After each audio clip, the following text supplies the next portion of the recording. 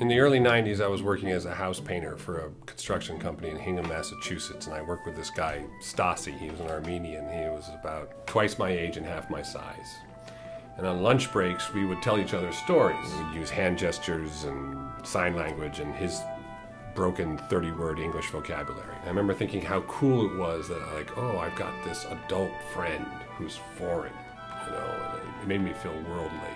So one day during lunch, he tells me a story from his homeland when he was a kid and he was down by this watering hole with his friends and this girl from the neighborhood coming along and them calling her down to the watering hole and taking her to this cave, and then they all had sex with her.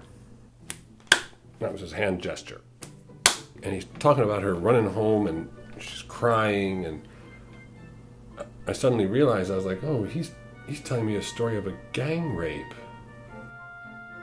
He could see the expression on my face, and I tried to be all cool about it because I was young, and I thought, oh, maybe this is just like a cultural thing, you know, this is just, you know, like an Armenian rite of passage, which really wasn't giving much credit to the Armenians. You know, you can't unring a bell, so, you know, he stopped telling stories at lunch, and eventually I left the company and I moved to Texas, and I always kind of wondered, like, what was he thinking? Like, why did he tell me that story? You know, was he trying to be funny? Did he think I would get it? I don't know what. Was he trying to unburden himself? I don't know. Maybe that's just who he was. So I guess the moral of the story is, you know, I'm really glad I'm not a house painter anymore.